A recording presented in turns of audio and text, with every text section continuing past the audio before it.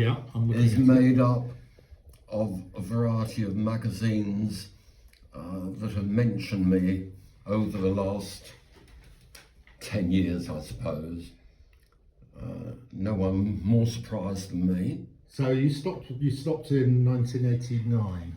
I stopped in 1989. That was after 30 years, Yeah. and probably something ranging from 10 to 12 million comics, maybe more. So it was a fair innings, but by then it had reached the end of the road. And basically, in 1959 when I started, 1989 when I finished, I just thought, right, 30 years, and as I said to Wendy, my wife, I said in 3 months, 4 months, no one will be any the wiser that the monthly comics are not going out, that it's all been terminated. So presumably one or two of the distributors were probably a bit sorry. Well, I'd written to each of the distributors, Right.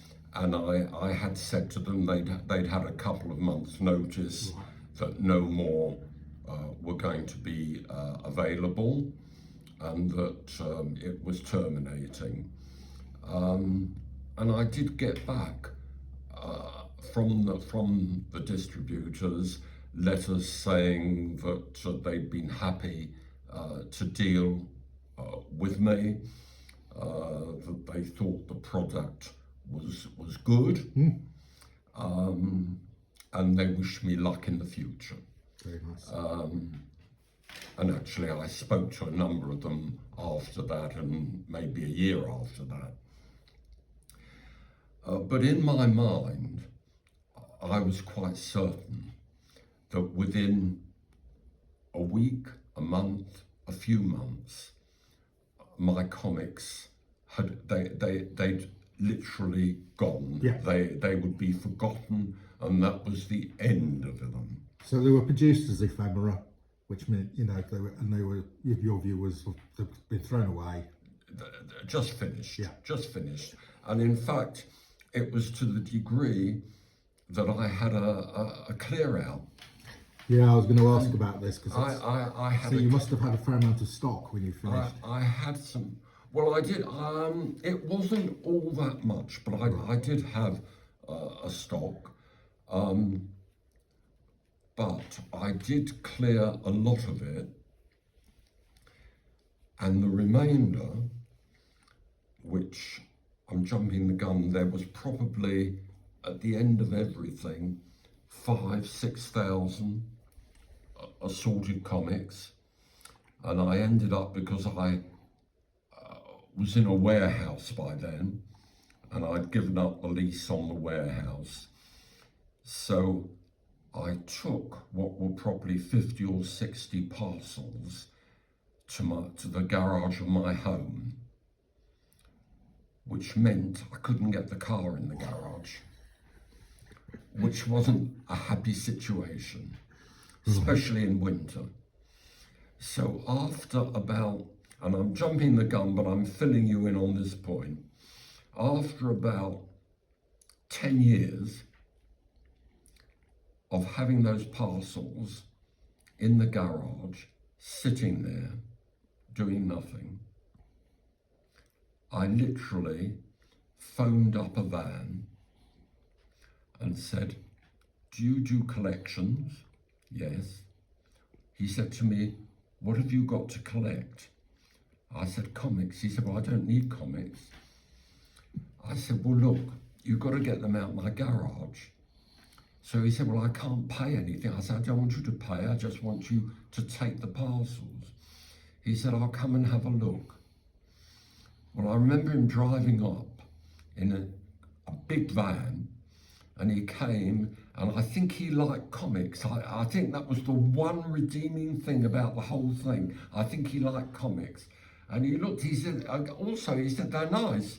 So I said, "Well, of course they're nice. I sold lots of them, millions." I said, "But I've had these here for donkey's years now." He said, all right, he said, I'll take them, but I can't pay you anything. I said, just take them. So that was the end of the. So he went off with. He went off with about 7,000 comics, Of which he paid nothing. for which he paid nothing. Do you know whether he sold them or whether No, I he'd never done spoke them? to him again. I don't want to know what happened to them. I don't know. I'm not interested. But anyway, that was that. But that was how firmly convinced I was that the comics had been excellent for me, because whatever I say, dealing and doing the comics was a labour of love for me. I enjoyed it. Yeah. It wasn't financially brilliant. No. Unfortunately, no. If I could have ended up then getting £2 or £5 for a comic, well, but I wasn't. I was getting 2.5p. So there's a big difference, and it wasn't financially successful. It was okay, but that was it, full stop. So with that, I was just, it was for me the end of the road. Yeah. And basically, that's shown by what happened to the remainder of the comics that I had. And at the same time, I'd got rid of all the records. Of course I had records. Of course I wouldn't have to think back 65 years. But it wasn't the case. I was so sure, so determined in what has turned out to be my own ridiculous way. But then that's part and parcel. I thought, no, they'd served their purpose. People had enjoyed them, but that was the end. So everything went, records, everything else. And then that was that. And I had always been interested in paintings and fine art, not Rembrandts or Monets or anything, just cheaper 19th century paintings. So I started going to auctions, which I still do today, and I buy the odd painting and sell it on or restore it or whatever. And that became my main interest and pleasure. But if we go back now, from 1989, basically, to 2000, maybe just before 2000, so there's a 10-11 year period gap there, where basically I knew nothing about my comics. No, I didn't know if anyone was selling them, if anyone was collecting them. I wasn't interested in my comics because I thought no one else was, and that was the end of it. It just so happened that Wendy and I were going to the theatre in the West End, and we were going to, I think it was the Palace Theatre, and we were going to see Les Miserables. Oh, yes. And we were a bit early for the show. So we said, oh, we'll go for a walk down Charing Cross Road, which is just there. And as we're walking down the road, in Charing Cross Road, there was a big comic shop. I think... Forbidden Planet. Forbidden Planet, yes. I forget the name of the owner. Was it Mr. Holloway? No. But anyway, there was a big comic shop there, and we're walking past, and the window was full of comics, but nothing of mine, which didn't surprise me. No. But Wendy said to me, well, go in, they got all these comics, see if he's ever heard of your comic. If he's got one knocking around somewhere. I said, do me a favour. I said, I'm going to make myself foolish. She said, go in.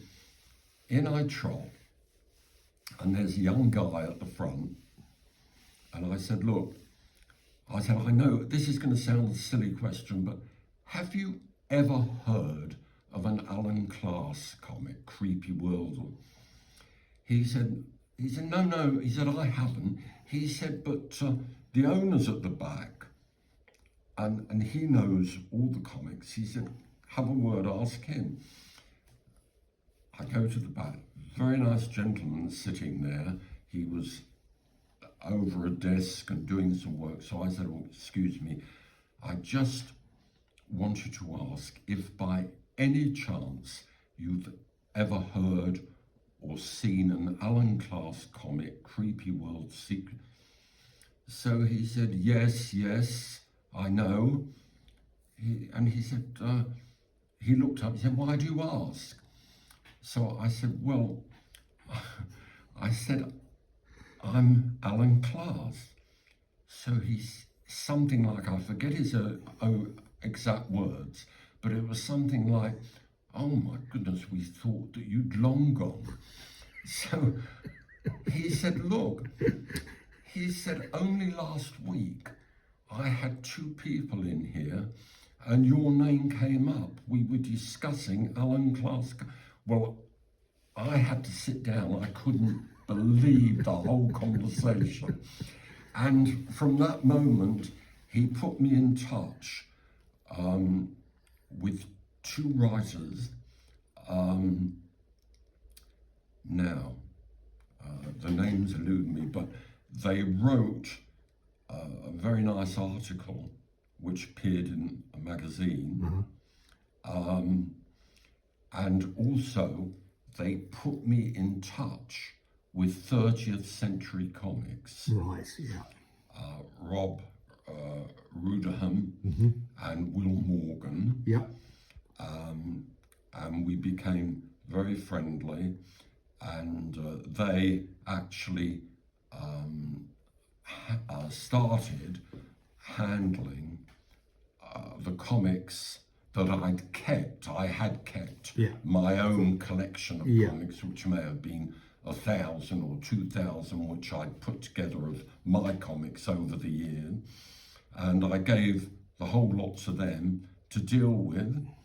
And they're actually dealing to this day. So I go back with them something like 25 years. Yeah. And it's the whole thing, of course, is amazing to me, but it's also a delight to feel I can now see that these comics that went on a 30-year period actually have evolved so much attention and have actually come out so pleasurable and mean something to a lot of people, which thrills me and makes it all worthwhile. Really. It really does. And so I'm just, while we're here, let's plug your new stuff. Yes. So well, recently, we've got some new Alan Class. Yes, you have. I mean, Nick Neocolis, actually, Nick phoned me. It must be something like 6 months ago now, 6 or 7 months ago, and he just came on the phone, and he said, basically, are you Alan Class? And I said, yes. He said, well, Alan, he said, I'd like to do a book on you. Well, again, I think if someone would have gone or just done I'd have fallen down. Anyway, Nick and I met up. We've become very good friends. He's done a really interesting and exciting book on the subject of Alan Class comics. Yeah. I wrote the part giving the life, the history and what went on. Nick has done an excellent forward, together with putting the book together, which he's done in an extremely competent and excellent way. It really is, if I say it, I find it an exciting and something very nice to read. Yes, well, I picked up one of these on the Kickstarter because it Yes. was done on a Kickstarter. So Yes, I've got yes. one of these, and it's already signed by Alan. So. Good. And then to cap everything, we've come out with a Creepy Wells because it's number 250. My last one was 249, Yeah, which right. came off the press 36 years ago. Yeah, so we've had to wait 36 years, Alan. So this is not a bi-monthly. I'm afraid Bicentennial. you've had to wait for it, but nevertheless, it's not a shilling comic. It's magnificent. It's gone up a bit, Alan. Beautifully done. It's right now. The other thing I do like about it Yes. is it's faithful to the originals. The internals black and white. Yes, it is all as was. Yes, and even the back has got the same as the originals. Yes, I know. It's fantastic. All the same. It's very much the same, except it's Yes, very yes. clean and white, which very rarely are But- these days. Unfortunately, I couldn't produce anything like this at the time for a shilling. So And I bet you're making more. I hope you're making more than 6 yes, pence a copy on this, Alan. yes. So, Well- just as another plug, Alan is going to be at the London Comic Mart on May 11th May 11th. with Nick. Yes. And so, if you want to stop by and I'll pick be up there a all copy, day. he's going to be there all day. I'll be there all day signing, chatting. I look forward very much to any comic fan, any comic collector that wants to come and have a chat, get a signature, buy a book, buy a comic. I'll be there. Great. Unfortunately, I am usually at the London Comic Mart, but I am not going to be there, unfortunately. Otherwise, I would have been there for a chat.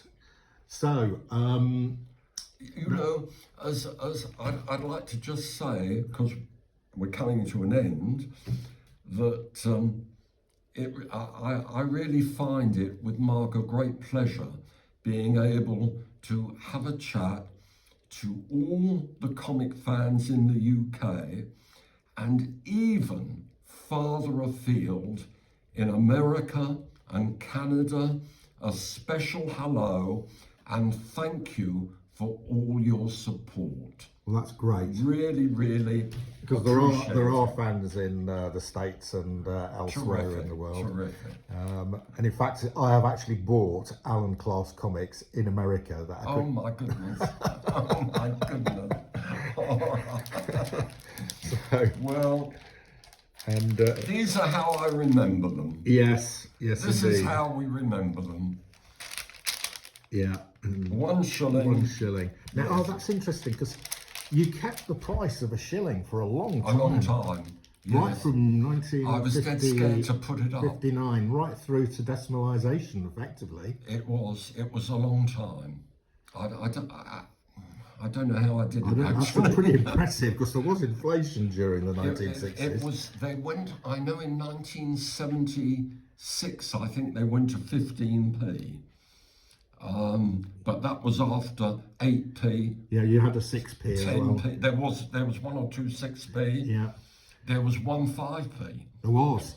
Well, was during the crossover period, The crossover- we used to get a shilling and 5p on the same Yeah, card. and then there was one that just had 5p by Oh, itself. right, okay, yes, that'll be further. Then on. it went, I thought, oh, well, I must put it up. And it went to 6p. Yes. I can't believe that I did that. And then something happened because even I didn't remember this, but someone showed me that there was a 7p and an 8p. I've definitely seen an 8p. I think I got an 8 pence one somewhere. Yeah. Yes, there is. I've seen it. I was shown it last week. But I only remember that it then went to 10p. Yeah. And the 10p did stay for a long time. Yes, I think the 10p stuck for a few For a long years. time. Yeah. And it was 76 or 77 that they went to 15p. Right. Okay. So I did try. You did I a good kept job. the price down. By then they should have been 25p, 30p. They should have been. Yeah. Yeah. No, well, definitely. If you Yes, take inflation into because account. every publication in decimalisation had doubled itself over 5 or 10 years easily. So what do you've got a son, haven't you? I'm sorry. You've got a son, and have you got? I've got a son. Yes. Yeah, and a wife. And what do they think of your newfound fame? They're flabbergasted. Flabbergasted. Well, we went, I suppose it was about a month ago now, to Gosh Comics, Yeah.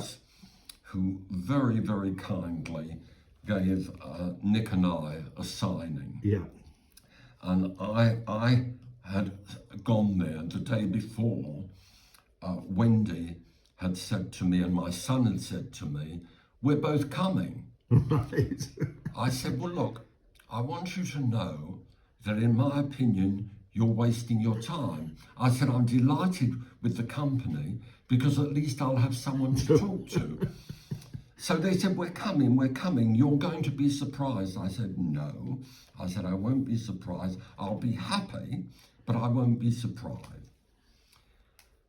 I must say that I was not only surprised, but deeply touched and greatly appreciative of the people who were there and made their feelings known to me. Yeah. How enjoyable everything had been, how much they'd looked forward to them.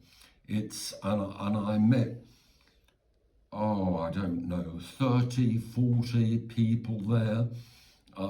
We had excellent conversations. Some of them were really very touching and really very, very kind with what they said. And it's not something that I'll forget. And it means really the world to me. It really does. Great. And it makes everything very much worthwhile what went on.